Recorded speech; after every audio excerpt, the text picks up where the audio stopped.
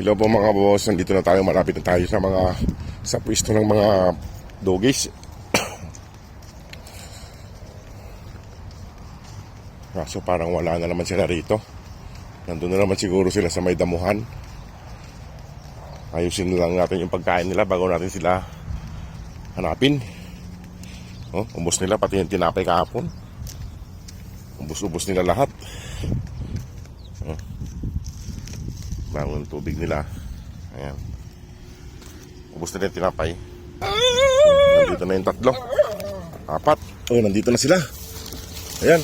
Naku, wala yung isa. Apat. Kasi Mama Dog, nasaan yung isa?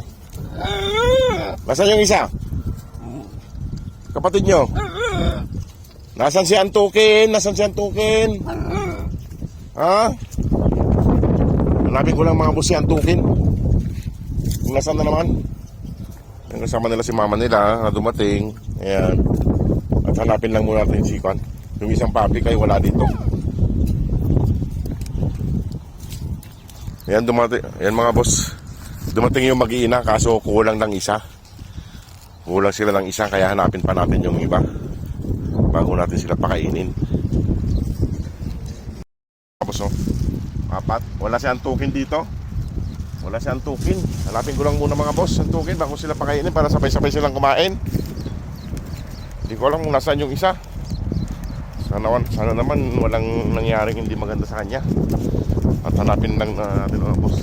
Sumunod na naman sila. Hintayin nyo na lang ako dyan para sabay-sabay kayong kumain. At medyo mainit.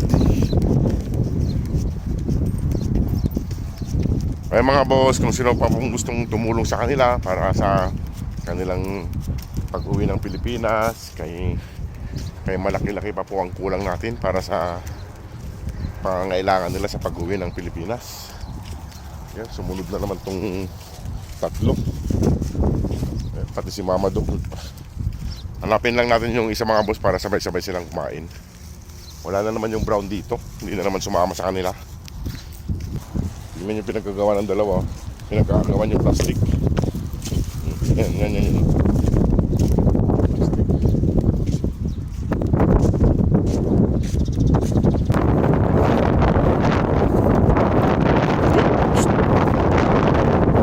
Yun, sila Tukin. Ayan. Saway. Ay, hindi pa isang Tukin to. Itong makulit na lagi pumupunta sa kapila.